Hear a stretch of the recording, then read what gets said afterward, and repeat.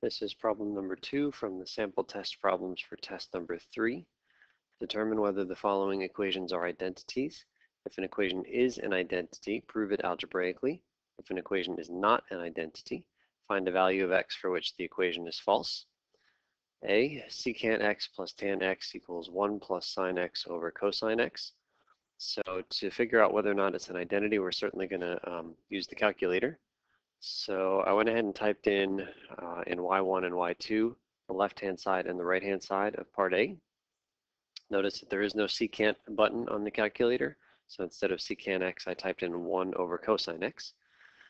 Careful with the parentheses. And so I've got that typed in y1 and y2, and I'll also highlight that right over here, I've changed it so that y2 is thicker, and you do that by scrolling to the left and then just hitting enter a few times. And that option right there will just change to a bunch of different things.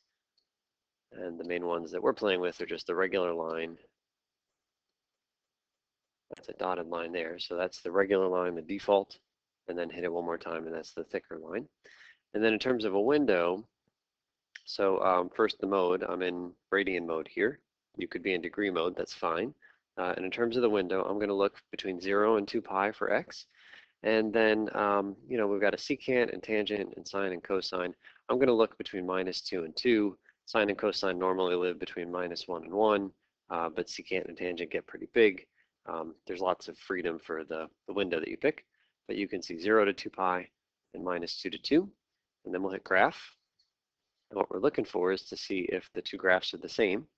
And if they're different, hopefully it'll be clear that they're different. And if they're the same, then you should see that thicker line tracing out the first graph.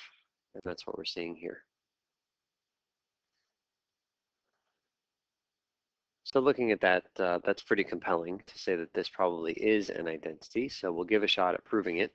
Before we do, let's move on and look at the other ones. So I'm going to hit the left arrow and hit enter to turn that one off. And then I'm going to go down to the next two lines, which again I typed in before. These are the two functions from part B. Is sine of 2x equal to 2 sine of x? Looks reasonable. You just bring the 2 into the front. Turns out the same window I think is going to be okay here, so we'll graph. That's the graph of sine of 2x, 2 full cycles. That's the graph of 2 sine of x. Definitely not the same, definitely not an identity. And then while we're here, we'll go ahead and look at the part C as well, just to decide if we have more work to do. So we'll go into y equals, we'll turn off y3 and y4, and turn on y5 and y6. Again, you got to be really careful as you type in these complicated things.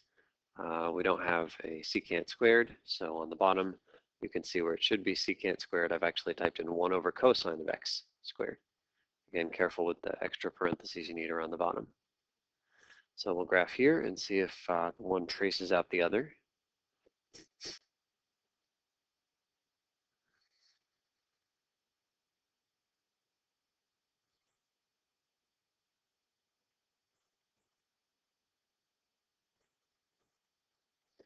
So again, more compelling evidence that it looks like C is probably an identity. This is not the only way to do it. You could come out here to the main screen and type in some stuff. For example, in part B, it says sine of 2x. So for example, what if we pick x equals 7? Sine of 2x would be sine of 2 times 7. Great, it's that number. Then we're comparing to the right-hand side, which says sine of 2 sine of x. X is still 7. I'm just picking 7 radians just for some random number. And it's not the same. So that's enough evidence right there. In fact, I think that's part of what the directions are saying here. It says find a value of x for which the equation is false. So we could write in, for example, if x is equal to 7,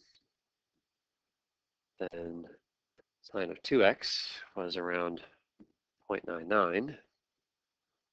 But 2 sine of x was 1.31.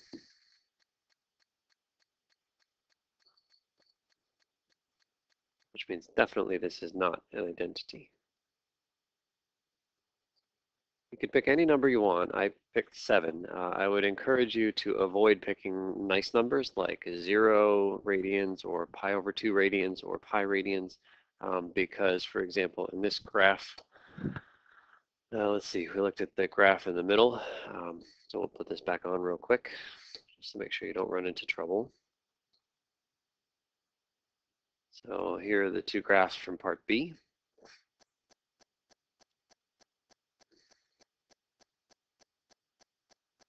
And if you happen to pick numbers that are too nice, you might get really unlucky. For example, if you pick x equals pi, you will find that point right there. And if you plug x equals pi into the left-hand side of this equation in B, you'll get sine of 2 times pi. That's 0. If you plug pi into the right-hand side, you get 2 times the sine of pi. That's also 0. But it's not an identity. It's just you happen to find one of the places where they happen to equal each other. So I would avoid nice kind of numbers like at 0 and at pi and 2 pi. So that's why I picked 7. If they're equal at 7, they're probably equal everywhere. Okay, so let's see if we can do some work and prove the 2 that are identities.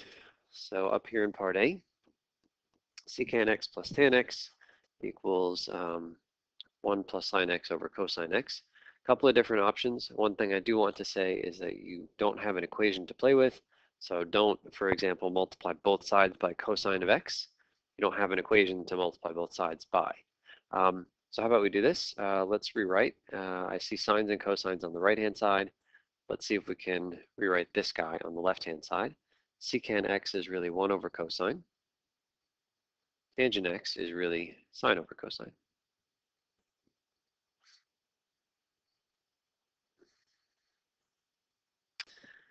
And now I've got 2 fractions, and they have the same denominator, so putting them together into one fraction is reasonable.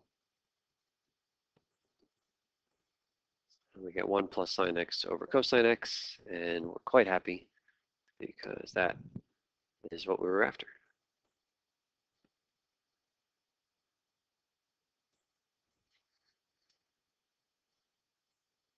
Let's try the other identity, which is down here in C. So this one looks to be more complicated than the first one. You have a choice always to start with the left-hand side or the right-hand side. Here, I'm not really sure what to do on the left-hand side. I mean, it's just kind of sitting there as a sine cubed. Whereas I feel like I have like some things that I can try on the right-hand side because it's more complicated. So let's first get rid of this secant squared on the bottom. Sine x over secant squared, you can write again either as a sine or a cosine. Secant squared, remember, is 1 over cosine squared.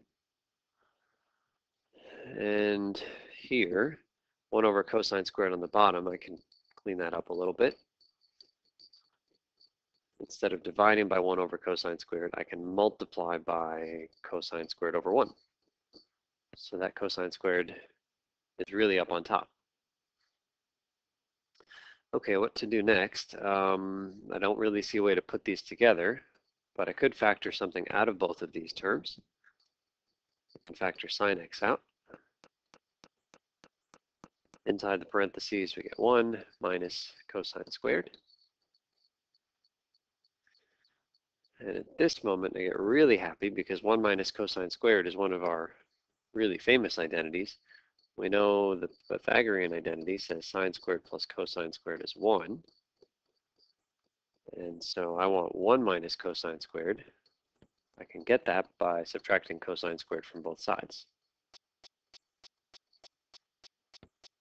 So instead of that 1 minus cosine squared, we can put sine squared.